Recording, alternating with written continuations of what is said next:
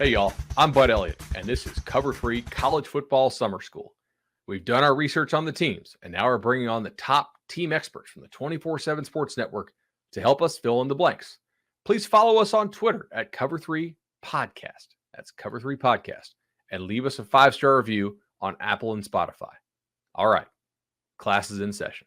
All right, guys. Welcome back into the Cover 3 Podcast. This is Bud Elliott, and this is another edition of Summer School. And today, we're going to talk a little Virginia Tech. A lot of fun stuff happening there with new coach Brent Pry.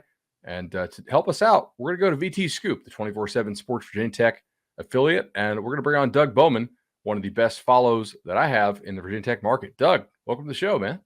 Thanks for having me on. How are you? I'm doing well. Just grinding through these summer schools and trying to learn as much as I possibly can about these teams. Justin Fuente is finally out at Virginia Tech. Brent Pry is in. I got to say, I when he was hired, I really thought Fuente was going to work. And it just, sometimes you need a good reminder that coaching hires in college football are kind of a crapshoot.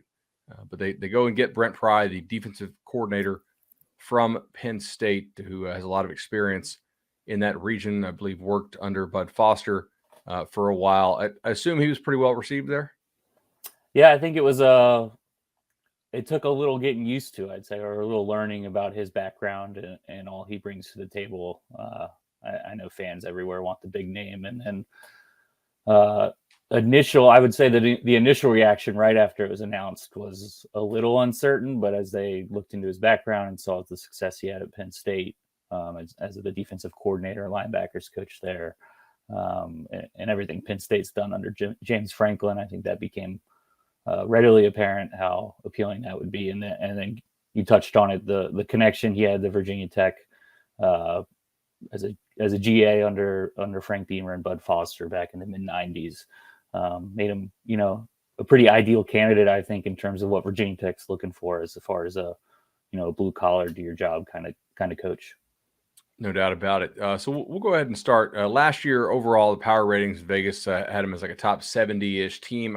I don't know how much I really trust that, just given some of the motivations last year and the ebbs and flows of, will the coach stay, will he not, and some of the stuff that had gone on. But offensively, certainly is the side of the ball they struggled on a little bit more, 85th in total efficiency.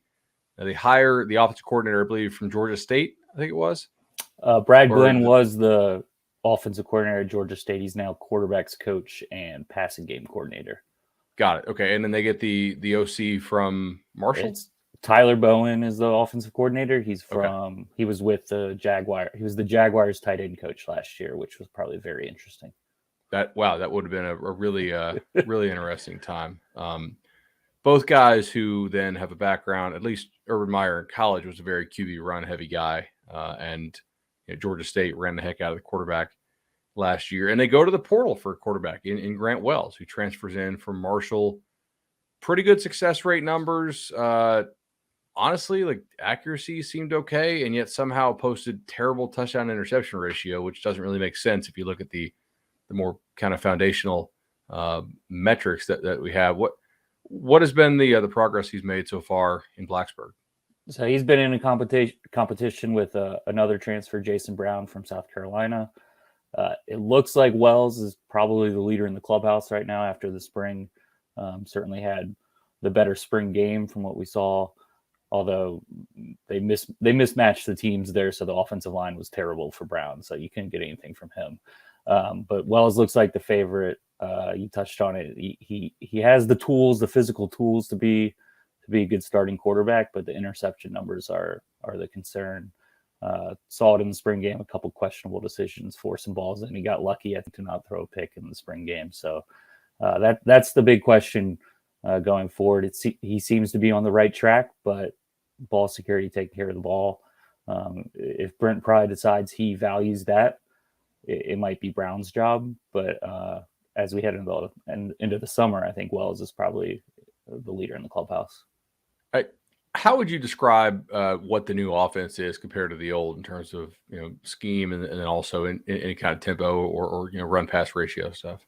We didn't see much of it this spring. For what we saw during the spring game, they admittedly said they weren't showing much of anything, but it looks like your standard spread spread, a lot of shotgun, a lot of 3-4 wide.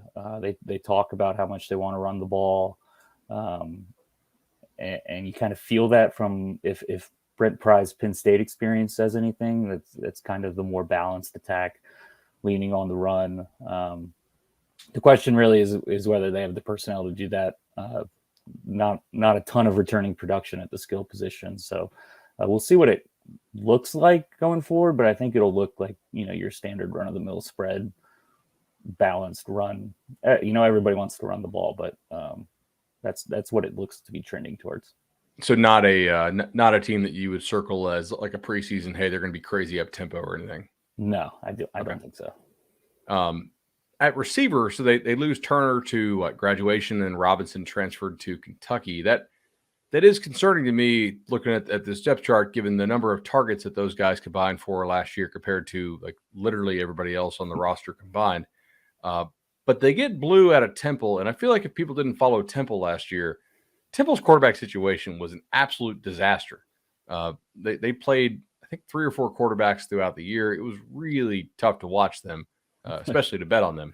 And like Blue's got to feel like he's just been freed up. And not that Wells is the best quarterback in the world, but almost anything in college football would be better in that situation. Yeah, the goal for Blue is to get back to those 2019 numbers he had after that Temple's passing offense fell off a cliff. So that's what he came to Blacksburg to do. He's clearly probably a top 2 receiver, given Virginia Tech's returning production. Caleb Smith, I think, is the returning receiver. He had 260 receiving yards last year. So there's certainly a lot of catches to be had for a guy like Jaden Blue. If he can make do on that potential and get back to where he was in 2019, that's certainly the hope. Other than that, there's not a ton of proven returning production. And I think that's one of the big stories for Virginia Tech is who's catching the ball, who's making the plays. There's just not a lot that you can count on right now heading into the season.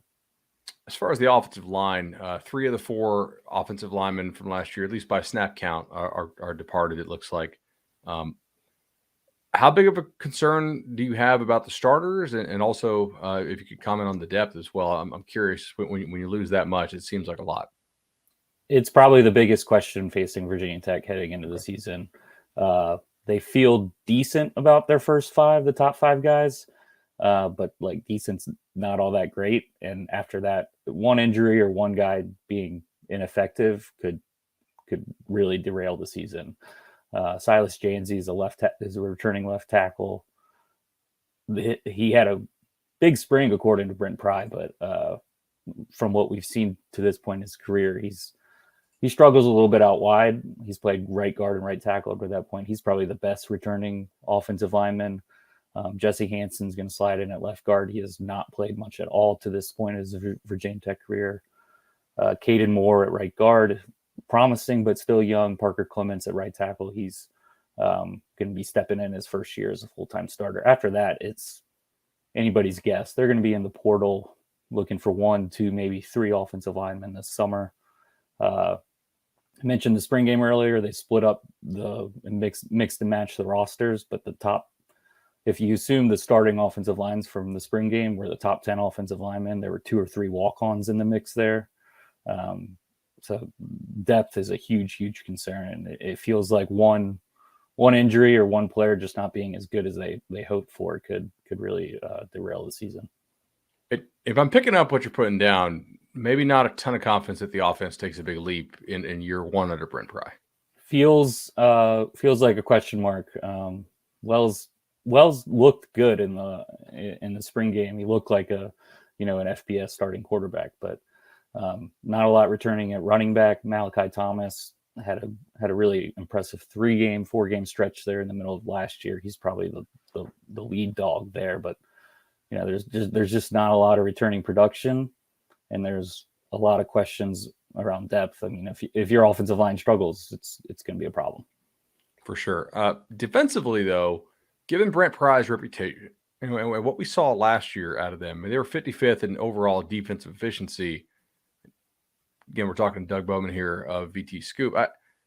I got to say, I feel like this should be a lot better defense. I mean, up front, they lose Amari Barno, and then literally everybody else with experience returns, unless I'm missing somebody.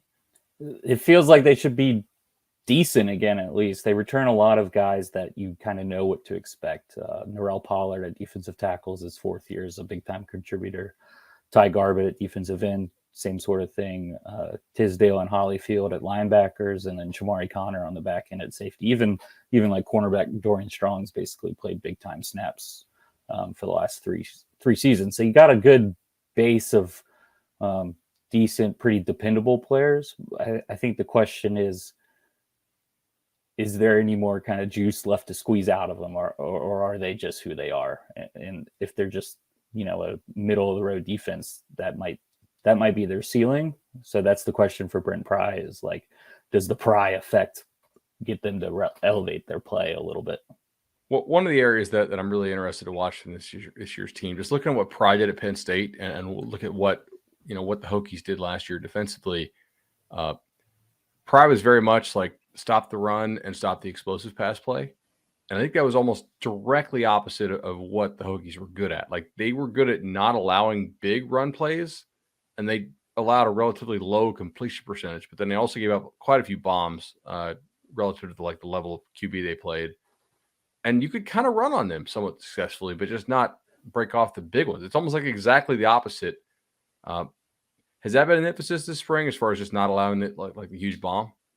Yeah, I think so. I think that transition from Foster to Justin Hamilton last year, or in 2019, following 2019, didn't go according to plan. They never quite got on track in that department.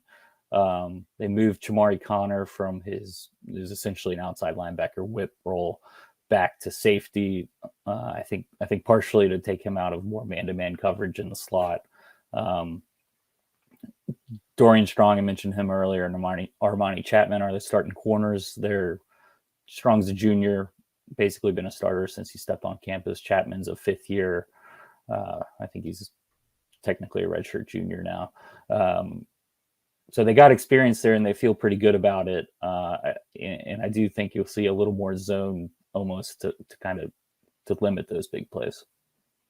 Doug, I can't help but look at this and think the schedule sets up fairly well for Virginia Tech this year. I mean, they Old Dominion, BC, Wofford, West Virginia to start. A 3-1 start there is not inconceivable and maybe even probable. The middle is kind of tough with UNC, Pitt, Miami, NC State, but the finish is particularly nice. I think Georgia Tech, Duke, Liberty, UVA. I mean, this team could be just they were 70th last year in efficiency. If they get to that like 55, 45 range, they could go like 8-4. It's not out of the question, I guess. Yeah, it's, I guess, one of the perks of being in the Coastal, right? Nobody's going to take that ODU game lightly at Virginia Tech after what happened there in 2018. But yeah, I think 3-1 certainly is possible. That's a big Thursday nighter against West Virginia.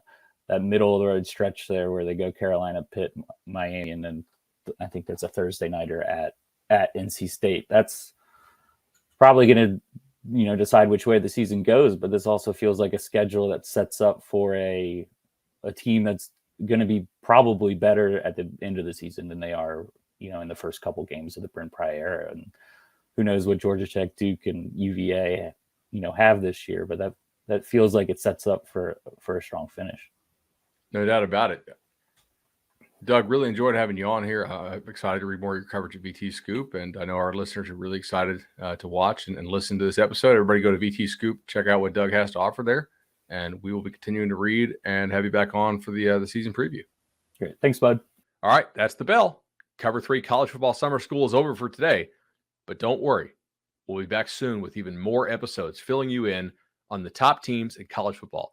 Please give us those 5-star reviews on Apple Podcasts and Spotify. Follow us on YouTube and on Twitter at Cover 3 Podcast, and we'll see you all soon.